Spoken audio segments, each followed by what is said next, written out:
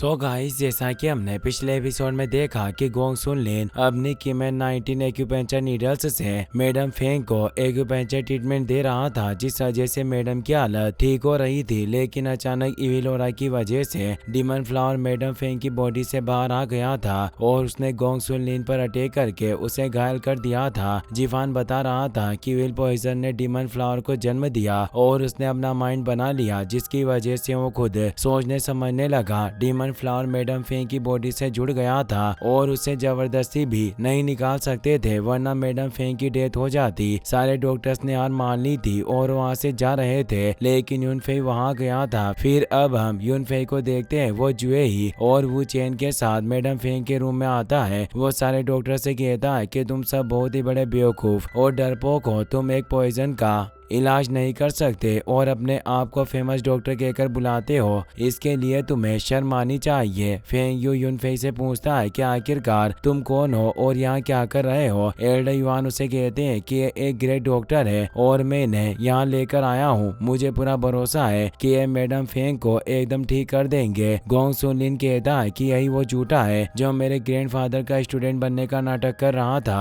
आखिरकार आप इसे एक ग्रेट डॉक्टर कैसे बुला सकते हैं। ये बात सुनकर फेंग यू निराश हो जाता है। वो एल्डर युआन से कहता है कि आखिरकार आप ये क्या कर रहे हैं, आपके पास इस लड़के की पूरी इंफॉर्मेशन भी नहीं है, फिर भी आप इसे यहाँ लेकर आ गए और इसे ग्रेट डॉक्टर कह रहे हैं। बेहतर होगा कि आप इसे विला से बाहर निकाल दे, वरना मैं इसे मार दूंगा। जियोशान फेंग से कहता है कि यह झूठ नहीं बोल रहा है, यह सच में ग्रेट डॉक्टर है। इसने सिर्फ मुझे देखकर मेरी डिजीज के बारे में मुझे बता दिया और बहुत आसानी से मेरी बॉडी का इविल ओरा निकाल दिया। यह मैडम फेंग को ठीक करने में हमारी मदद कर सकता है। यह बात सुनकर फेंग चौंक जाता है। जियोशान कहता है कि यह बहुत ही अच्छा एक्यूपंक्चर है, ये अपनी क्यूई की मदद से एक्यूपंक्चर नीडल को कंट्रोल करने के साथ साथ उनकी मदद से क्यूई को भी कंट्रोल कर सकता है। इसी तरह इसने मेरी बॉडी से इविल ओरा को निकाला था। ये बात सुनकर जिफान हैरान हो जाता है। वो पूछता है कि क्या सच में ये अपने नीडल्स की मदद से क्यूई को कंट्रोल कर सकता है। फेंग यू जिफान से पूछता है कि क्या हुआ, तुम इतने हैरान क्यों हो गए, क्या नीडल्स की मदद से क्यूई को कंट्रोल करना हार्ड होता है। जिफान कहता है कि कोई खास बात नहीं है, पर नीडल्स की मदद से क्यूई को कंट्रोल करना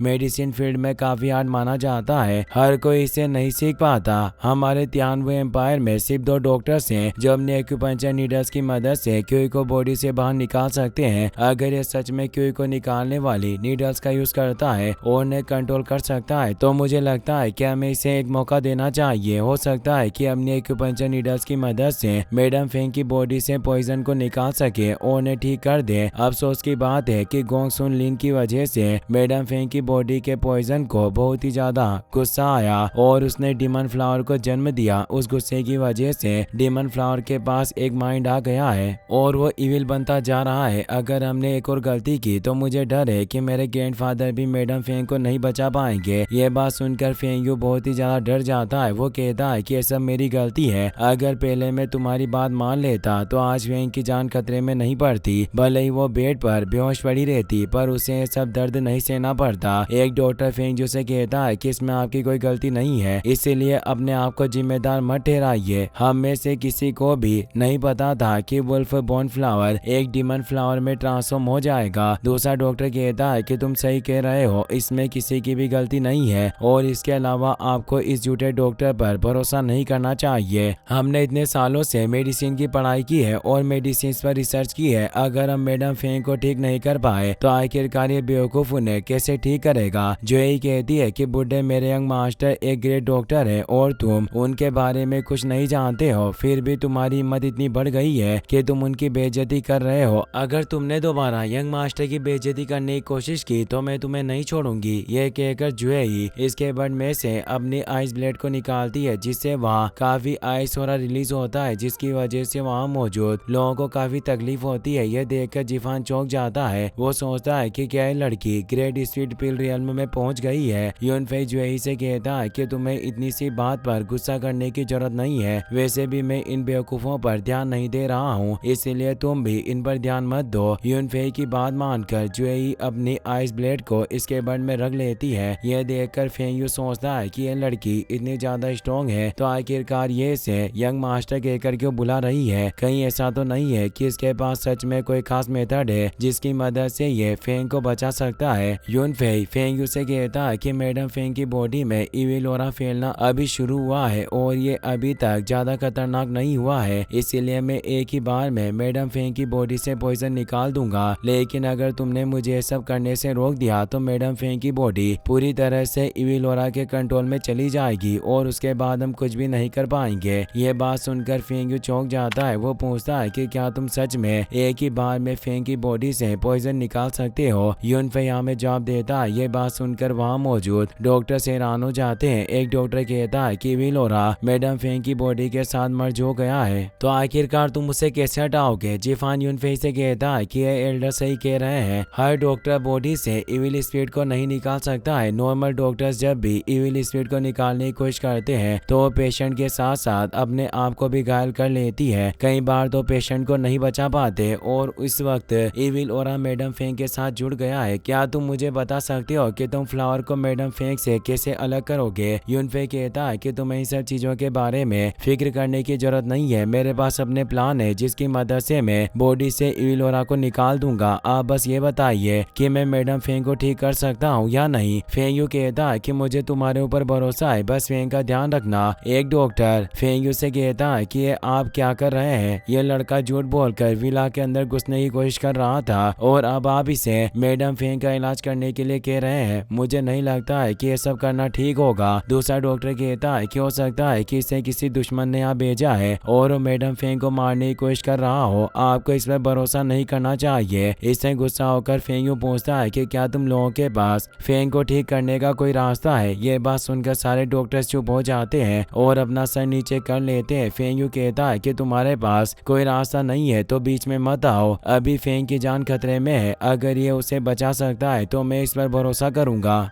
गोंग सुन लिन सोचता है कि ये डीमन फ्लावर पॉइजनस होने के साथ वफादार भी है। मैं देखना चाहता हूँ कि ये झूठ इससे कैसे बचता है। तभी डीमन फ्लावर अपने अंदर से पॉइजन रिलीज करता है तो सब लोग पीछे हट जाते हैं, पर यूनफेई पीछे नहीं हटता और मुस्कुराने लगता है। वो अपनी डिवाइन फायर की मदद से पॉइजन को खत्म कर देता है। यूनफेई अपनी 9 सोल फिक्सिंग नीडल्स को एक्टिवेट कर लेता है। गोंग सुन लिन कहता है कि ये डीमन फ्लावर इविल ऑरा की वजह से पैदा हुआ है, यहाँ तक कि एक सोर्स से भी इसे में नहीं किया जा सकता, तो आखिरकार तुम एक्यूपंक्चर नीडल से इसे कैसे निकालोगे? सोल फिक्सिंग नीडल्स को देखकर जिफान सोचता है कि ये कोई नॉर्मल नीडल्स नहीं है, इन पर एक्शन टेस्ट लिखे हुए हैं, शायद ये कोई लेजेंडरी नीडल्स है। यूनफेई अपनी सोल फिक्सिंग नीडल्स को डीमन फ्लावर की बॉडी और स्पीड में लगा देता है, जिसकी वजह से डीमन फ्लावर को काफी तकलीफ होती है और उसकी बॉडी से एनर्जी रिलीज होती है। ये देखकर सब चौंक जाते हैं। गोंग सुनलिन कहता है कि आखिरकार ऐसा कैसे हो सकता है? इसने एक्यूपंक्चर नीडल्स की मदद से स्पीड को कैसे कंट्रोल कर लिया? जिफान कहता है कि ये तो एशियन टाइम्स की 9 सोल फिक्सिंग नीडल्स है। मैंने नहीं सोचा था कि मैं अपनी जिंदगी में इन नीडल्स को देख पाऊंगा। अगर ओल्ड मास्टर को पता चल गया कि 9 सोल फिक्सिंग नीडल सामने आ गई है तो अभी जुआन त्यान सेक्ट में वापस आ जाएंगे। एक डॉक्टर जिफान से पूछता है कि आखिरकार 9 सोल फिक्सिंग नीडल्स में ऐसी क्या खास बात है जो तुम उनकी इतनी तारीफ कर रहे हो?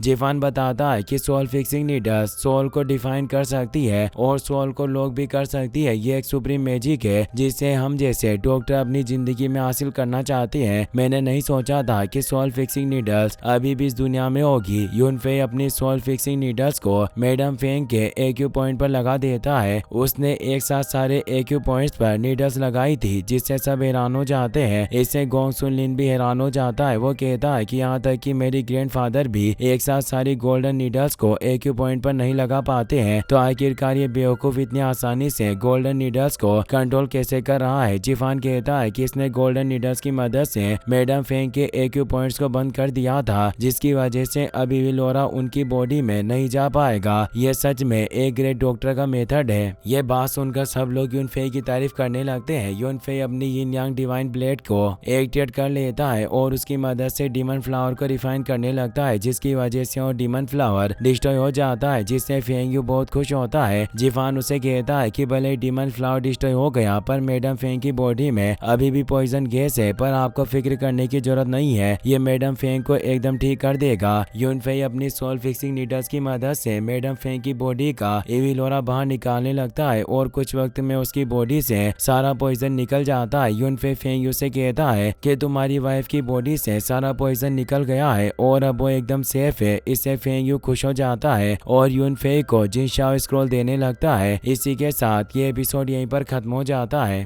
गाइस, अगर आपको वीडियो पसंद आया हो तो इस वीडियो को लाइक करने के साथ साथ चैनल को सब्सक्राइब जरूर कर लेना। मिलते हैं नेक्स्ट वीडियो में। Thanks for watching.